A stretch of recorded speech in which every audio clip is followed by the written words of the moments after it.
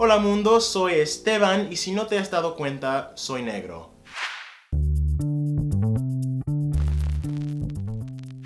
Hace unos años me mudé a España por unos meses para estudiar y cuando regresé a Nueva York terminé mis estudios universitarios y regresé a Madrid por un año como profesor de inglés. Y como el racismo antinegro es tan fuerte en Estados Unidos, cuando alguien de mi país se entera de que yo viví en España, alguna de las cosas que siempre quiere saber es si yo veía algún tipo de racismo. Y lamentablemente les tengo que decir que sí, lo veía con bastante frecuencia. Pero antes de explicarlo, debería aclarar la definición moderna del concepto de racismo, porque hoy en día hay un debate sobre el significado de esta palabra. Por ejemplo, muchas personas que he conocido, especialmente los españoles que he conocido, piensan que el racismo es esto. Oye, negro de mierda, regresa a África.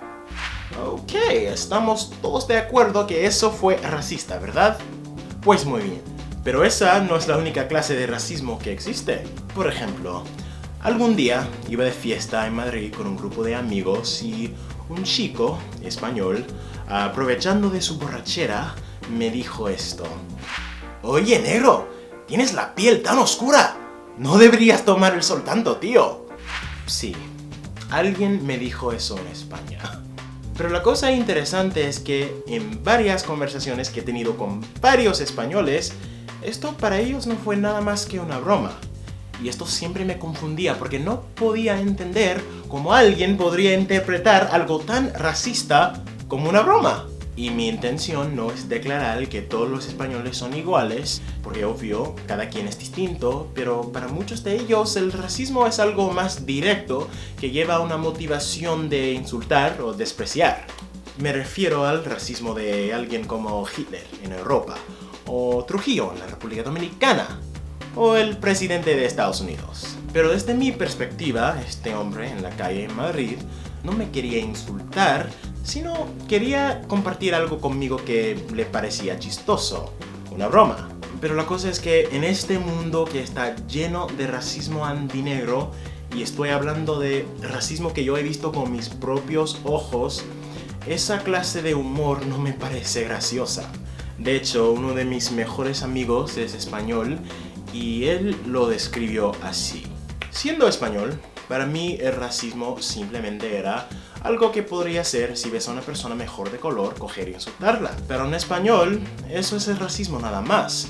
Pero después de conocerte a ti tanto tiempo, me he dado cuenta que el racismo va mucho más allá que simplemente un racismo activo, sino que también hay un racismo pasivo. Pues yo estoy aquí para decirles que en España yo vi mucho del racismo pasivo. Es cuando la gente siempre me pedía tocarme el pelo. Don't touch my hair. ¿O qué tal cuando la gente siempre me miraba fijamente sin parar en el metro?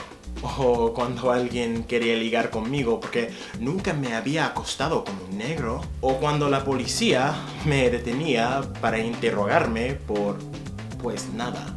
Lo que es difícil de entender para muchas personas es que, aunque no me estés insultando con groserías, el hecho de que estés utilizando el color de mi piel para clasificarme como algo tan diferente, tan extranjero, es igual de ofensivo. Solo quiero decir que eso es algo que quiero que aprenda la gente de España, igual que la gente de Estados Unidos, igual que la gente de todo el mundo. Pero como siempre, yo quiero que ustedes me digan algo al respecto. Por ejemplo, si vives en España y has visto algo diferente o algo parecido, quiero que me lo digas. O quizás vivas en otro sitio y has visto otro tipo de racismo, pues quiero que me lo digas. Así que déjame algo en los comentarios, dame un like en este video y si aún no lo has hecho, suscríbete por favor. Y nosotros nos vemos en el próximo video. ¡Chao!